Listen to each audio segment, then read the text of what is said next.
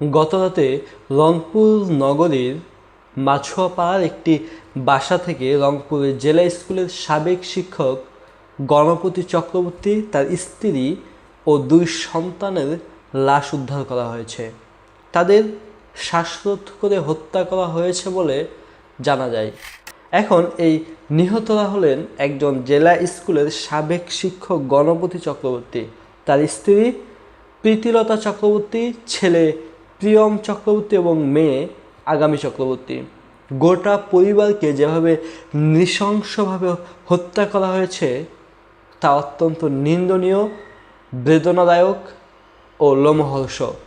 সম্প্রতি এই দেশে সামাজিক অপরাধ, খুন খারাপি, সন্ত্রাসী কর্মকাণ্ড এগুলো কিন্তু মারাত্মক একটা আকার ধারণ করছে।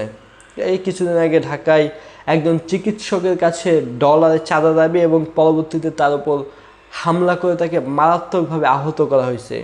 ময়মনসিংহের একজন পশু চিকিৎসকের কাছেও অনুরূপভাবে চাঁদা দাবি করে তার উপর হামলা করা হয়েছে এবং সর্বশেষ রংপুরের এই মর্মান্তিক ঘটনা। দেশের আইনশৃঙ্খলা পরিস্থিতি কতটা মারাত্মক অবনতি হয়েছে এবং কতটা ভয়াবহ রূপ ধারণ করেছে এই 3টি ঘটনাসহ এরকম অসংখ্য ঘটনা থেকেই সেটা স্পষ্ট হয়ে উঠছে।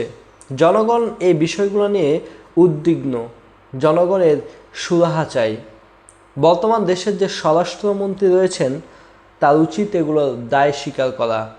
আইনশৃঙ্খলা রক্ষাকারী বাহিনীর এই নির্লিপ্ত ভূমিকা জনগণকে শঙ্কিত করে তুলেছে। জনগণ ভয় পাচ্ছে। বিশেষ করে রংপুরের এই ঘটনায় যে দুর্বৃত্তরা এই ভয়ঙ্কর ঘটনাটা ঘটিয়েছে, দ্রুত তাদের বের করে দৃষ্টান্তমূলক শাস্তি নিশ্চিত করা জরুরি। একটার পর একটা অপরাধ সংগঠিত হয়েই চলছে, কিন্তু ভুক্তভোগীরা বর্তমানে সঠিক বিচার পাচ্ছে না। আদালতে বিচারের দীর্ঘসূত্রতা জনগণকে দারুণভাবে হতাশ করেছে। এই হতাশা থেকে জনগণকে অবশ্যই রক্ষা করতে হবে। তাই সরকারের ব্যর্থতার দিকে না তাকিয়ে থেকে আমাদের নিজেদের মধ্যেই সামাজিক সচেতনতা সৃষ্টি করা প্রয়োজন। পাশাপাশি সরকারকে তার ব্যর্থতা কাটিয়ে উঠতে বাধ্য করা দরকার। আমরা চাই বাংলাদেশ শান্তির দেশ হোক। বর্তমানে যে পরিস্থিতি রয়েছে সেটা খুব শীঘ্রই এই দেশ কাটিয়ে উঠুক।